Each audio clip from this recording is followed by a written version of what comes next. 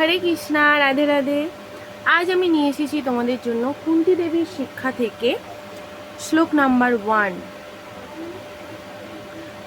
শ্রী কুন্ত উবাচ নমস্তে পুরুষম তদ্দ মিশ্বরম প্রকৃতে পরম অলক্ষম সর্বভূতানাম অনন্ত বহিস্ততম।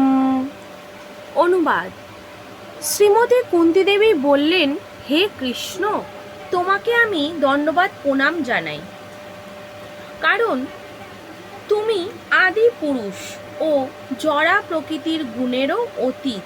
তুমি সকলের অন্তরে ও বাহিরে বিদ্যমান হয়েও তাদের লক্ষ্যের অতীত।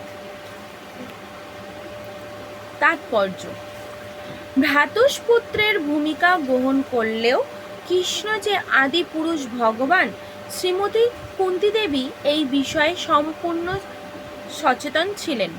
তিনি ভ্রাতুষ্পুত্রকে শ্রদ্ধার্ঘ্য নিবেদন করে কুন্তী দেবীর মতো একজন দিব্য জ্ঞানের আলোক প্রাপ্তা নারী কোনো ভুল করতে পারে না। তাই তিনি কৃষ্ণকে প্রপঞ্চিত আদি পুরুষ বলে সম্বোধন করেছিলেন। যদিও জীবকুল শুদ্ধ স্বরূপে প্রপঞ্চিত ও নির্গুণ, কিন্তু কেউ আদি নয়, অচ্যুত নয়। জীবের জড়া প্রকৃতির কবলিত হওয়ায় প্রবণতা রয়েছে, কিন্তু ভগবানের অবস্থা কখনো এই রকম নয়। এই জন্য বেদে ভগবানকে সকল চেতন জীবসত্তার মধ্যে পরম বলে বর্ণনা করা হয়েছে। তাকে নিয়ামক বা ঈশ্বর বলেও সম্বোধন করা হয়েছে। জীবকুল বা চন্দ্র সূর্যাদি দেবতারা এক রকমের ঈশ্বর, কিন্তু তারা পরম ঈশ্বর বা অন্তিম নিয়ন্তা নয়।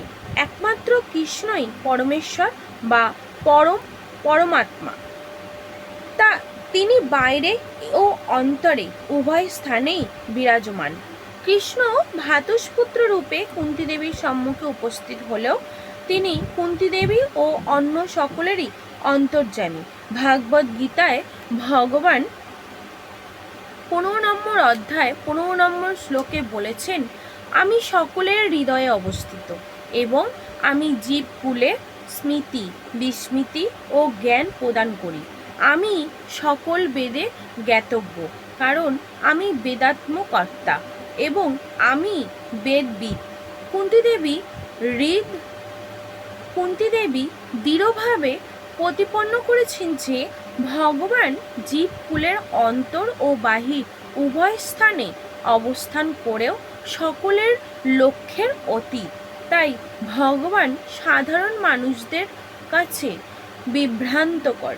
কুন্তী দেবী স্বয়ং অভিজ্ঞতা অর্জন করেছিলেন যে কৃষ্ণ তার সম্মুখে উপস্থিত, তবুও অশ্বত্থামার ব্রহ্মাস্ত্রের আক্রমণ থেকে ভ্রূণকে রক্ষার্থে তিনি উত্তরার গর্ভে প্রবেশ করেছেন। কৃষ্ণ সর্বব্যাপী না, তিনি এক স্থানে বিদ্যমান।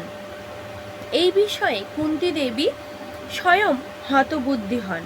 বস্তুত কৃষ্ণ একই সময় যুগপৎ এক স্থানে অবস্থানকারী ও সর্বব্যাপী উভয়, কিন্তু যারা শরণাগত কৃষ্ণভক্ত নয় তাদের কাছে তিনি আত্মপ্রকাশের ক্ষমতা সংরক্ষণ করেন।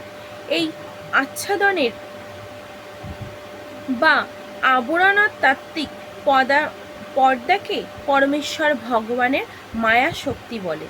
এই শক্তি ভগবত বিদ্বেষী জীবাত্মারা সীমিত দৃষ্টিশক্তিকে নিয়ন্ত্রণ করে। পরবর্তী অধ্যায়ে তা ব্যাখ্যা করা হচ্ছে। তো আমরা পরবর্তী ভিডিওতে তোমাদের জন্য নিয়ে আসব দ্বিতীয় শ্লোক। কুন্তী দেবী কি বলছেন দ্বিতীয় শ্লোকে, সেটা আমরা পরবর্তী ভিডিওতে জানব। হরে কৃষ্ণা, হরে বল।